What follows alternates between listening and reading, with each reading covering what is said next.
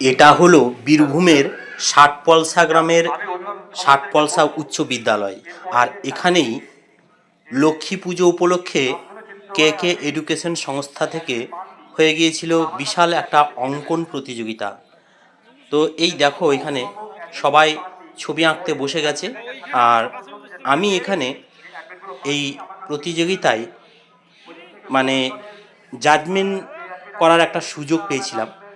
তো যাই হোক, এখানে আমি বিচারক হিসাবে অংশগ্রহণ করতে পেরে নিজেকে খুব ধন্য বলে মনে করেছি। Hello everyone, welcome back to my channel. ফিরে এসেছি প্রতিদিনের মতো আজকেও আরও একটা নতুন ধরনের ভিডিও নিয়ে। তো আমার আজকের ভিডিওতে তোমাদের রইল অনেক অনেক ভালোবাসা আর স্বাগত। ভিডিওটা তোমাদের জন্য খুব সুন্দর হতে চলেছে যদি ভিডিওটা স্কিপ না করে মন দিয়ে দেখো। আশা করছি ভিডিওটা তোমাদের ভালো লাগবে। তোমাদের ভালো না লাগলেও তোমাদের বাড়ির বাচ্চা কাচ্চারা যারা আছে তাদের অবশ্যই ভালো লাগবে, কেননা আজকের ভিডিওটা হচ্ছে ছবি আঁকা নিয়ে। আর আমি এখানে বিচারক হিসাবে বিচার করতে এসেছি। কিভাবে বিচার করছি সেগুলো তোমাদের সব কিছু এই ভিডিওর মাধ্যমে তুলে ধরার চেষ্টা করছি।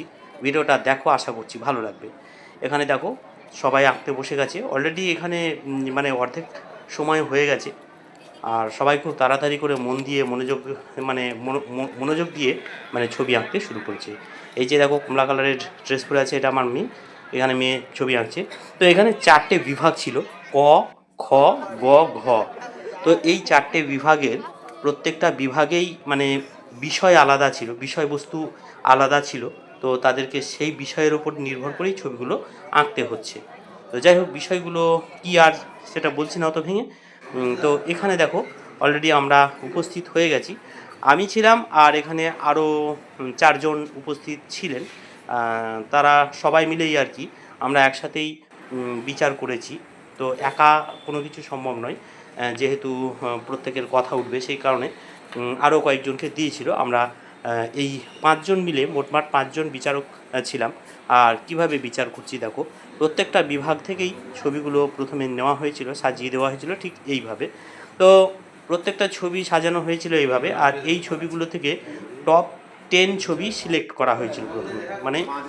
সবার সব থেকে সুন্দর যেসব ছবি, সেই ছবিগুলোর মধ্যে 10টা ছবি প্রথমে পছন্দ করে রেখে দেওয়া হয়েছে। তারপর সেই 10টা থেকে আবার 3টে ছবি উঠে আসবে, যে কোনো 3টে, সব থেকে সেরা যে 3টে ছবি হবে। তো সেই 3টে থেকে আবার বিচার করা হবে। আমাদের সবারই বিচার হবে। প্রত্যেকে ওই 3টে ছবির মধ্যে এবার নাম্বার দেবো আমরা। তো নাম্বারিং করব, যাদের যেরকম ইচ্ছা আর কি। তো আমি নাম্বার দিলাম, আরও বাকি যারা আছে তাদের সবগুলো নাম্বার নিয়ে বিচার করে তুলে ধরা হবে যে কে প্রথম, দ্বিতীয় আর তৃতীয় হবে। তো চলো দেখতে থাকো। তো যাই হোক, এই পড়াশোনার সাথে সাথে এই যে সাংস্কৃতিক কালচারগুলো কিন্তু চালিয়ে যাওয়া ভালো, এটা আমার মতে বলে। তোমাদের মতে কি বলে জানি না। তো সাংস্কৃতিক কালচার বলতে পড়াশোনার সাথে সাথে নাচ, গান, ছবি আঁকা, এগুলো কিন্তু বুদ্ধি বাড়ায়, একাগ্রতা বাড়াতে সাহায্য করে, যে কোনো কাজে উৎসাহ দেয় আর কি। আরও এগিয়ে যাওয়ার একটা প্রচেষ্টা বাড়ে, আরও যে কোনো জিনিসের উপর দক্ষতা অর্জন করা হয়।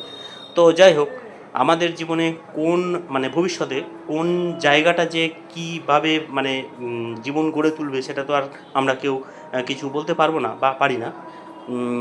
শুধু পড়াশোনা করেই যে আমরা উন্নতি করতে পারবো সেটা তো আর নয়।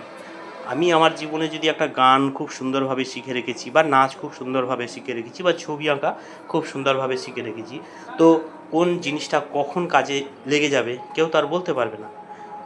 তো সেই হিসেবে প্রত্যেকের দিকেই একটা প্রচেষ্টা রাখা প্রয়োজন। পড়াশোনার সাথে সাথে অবশ্যই পড়াশোনাটা তো চলবেই, কিন্তু তার সাথে সাথে এই সাংস্কৃতিক কালচারগুলো কিন্তু চালিয়ে যাওয়া উচিত। তাতে ভবিষ্যৎটা আমার মনে হয় আরও উজ্জ্বল হয়ে উঠবে।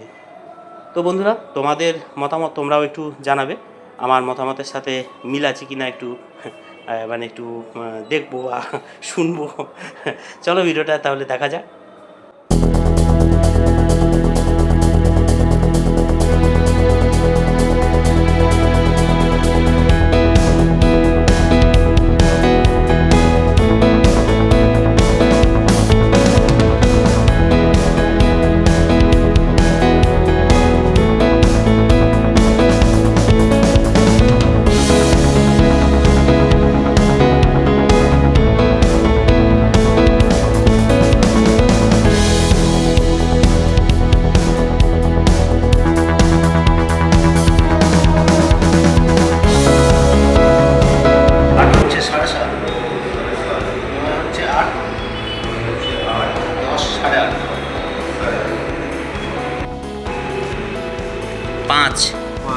10 6 9 5 8 9 8 8 10।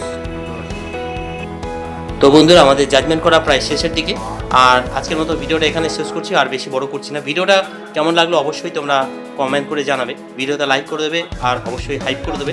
চ্যানেলের প্রথম হয়ে থাকলে আমার চ্যানেল থেকে এমন ধরনের আরও কিছু ভিডিও পেতে হলে অবশ্যই চ্যানেলটাকে সাবস্ক্রাইব করে পাশে থাকা বেল আইকনটাকে অল করে রাখবে। চলো বন্ধুরা, টাটা, সবাই ভালো থেকো।